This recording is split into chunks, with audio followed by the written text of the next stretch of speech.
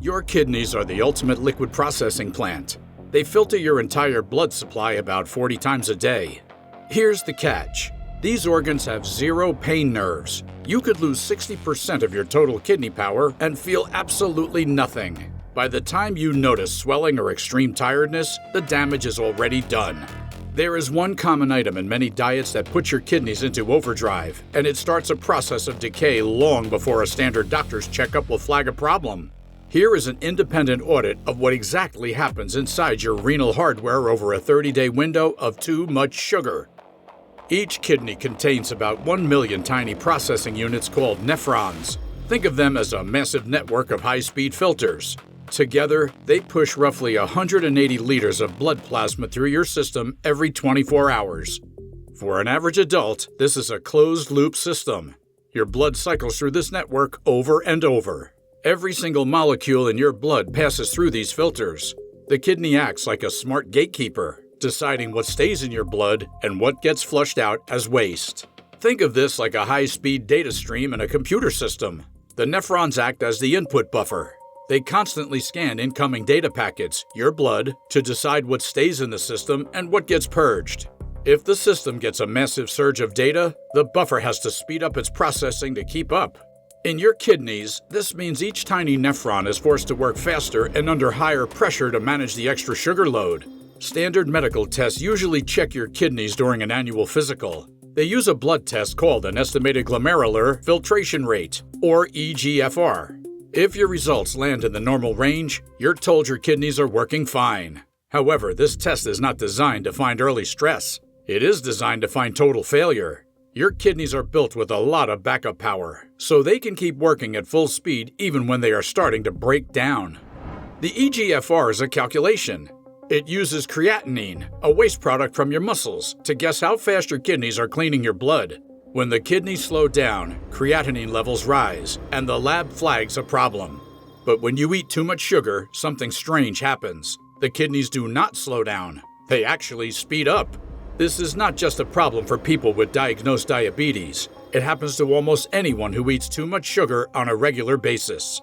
Inside the nephron, sugar is filtered at the glomerulus, which is a tight ball of tiny blood vessels. Then it's reabsorbed back into the bloodstream in a tube called the proximal tubule. These tubes use special pumps to grab the sugar. When there's too much sugar, the tube demands that the glomerulus filter more, so it can try to catch all the extra sugar. The glomerulus responds by cranking up the pressure. This state is known as glomerular hyperfiltration. Your eGFR test might show normal or even super numbers because the kidney is working so fast. The test thinks high output equals good health. It completely misses the fact that the hardware is running at an unsafe speed. You usually only get a diagnosis of chronic kidney disease when your eGFR drops below 60 for 3 months. That's like a hard drive that only shows an error message after the physical disk has already been shredded. Hyperfiltration is a major shift in how your renal hardware operates. When blood sugar stays high, the nephron has to increase its power draw to reclaim the excess sugar. The extra work forces the glomerulus to ramp up the pressure across its walls. The first parts to suffer from this pressure are the podocytes. These are specialized cells that act like a digital firewall. They wrap around the tiny blood vessels to keep large important molecules inside your blood. They keep the filter's holes the perfect size. Under constant pressure, these cells get tired. The pressure pushes against the seal, causing the filter to lose its precision. Think of it like a screen door that's been pushed on until the mesh starts to rip. Recent clinical studies confirm that stress on these cells is the main reason for early damage. Mechanical overload is just the beginning. It triggers a secondary biological chain reaction. A signaling molecule called TGF-beta1 acts as the system boss for this repair-turn-damage process. When you have high blood sugar, it creates oxidative stress inside the kidney cells. This stress turns on the TGF-beta1 signal. Once this signal is on, it tells the other cells to dump collagen and extra protein into the basement membrane of the filter. It is like trying to fix a leak in a pipe by wrapping it in layers of thick, stiff rust. It doesn't make the pipe work better. It just makes it thick and brittle. As the membrane thickens, the podocytes lose their shape, a state called effacement. This makes the filter fail. Proteins like albumin, which the kidney should keep in the blood, start to leak through the damaged wall and into your urine. This leak is the first clear evidence that your system has moved from compensation to injury. This is not a slow process that takes decades. Studies show that this stress can start within days or weeks of constant high sugar intake. The process is a slow grind, but the error switch is flipped very early. The protein leak is called microalbuminuria. Standard urine tests often miss it because they're not sensitive enough.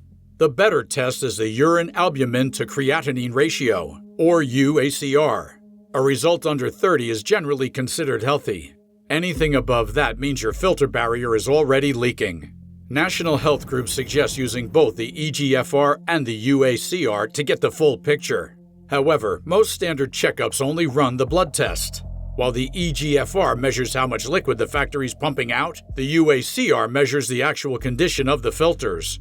One test checks the speed of the assembly line. The other checks if the parts are broken.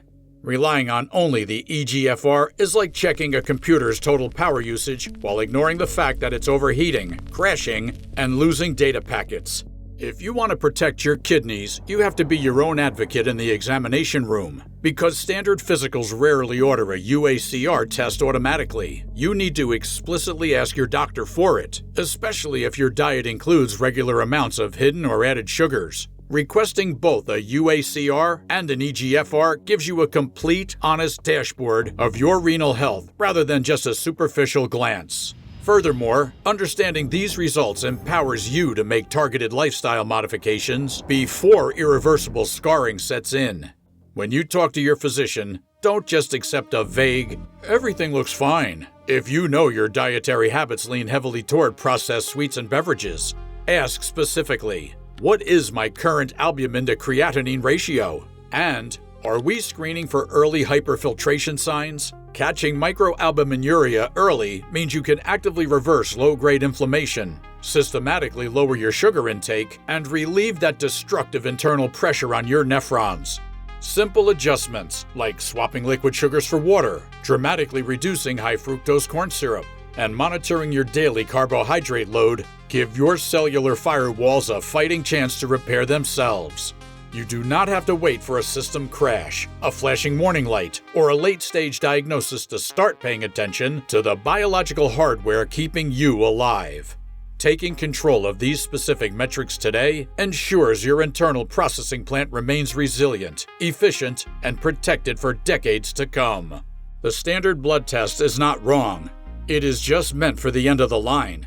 By the time your eGFR shows a drop, the TGF-beta1 signal has already thickened your filter membranes and destroyed your podocytes. The problem is simply which tests are chosen during your physical. The technology to see early kidney strain is available today, but it's not part of the standard routine. Learning the difference between total output and hardware health is the first step in auditing how your diet affects your long-term biology. Your kidneys are designed to keep you going at any cost, often hiding internal hardware failure behind a mask of normal high-output test results. Keeping your filters clear requires looking at the right data, not just the data that makes your test results look normal.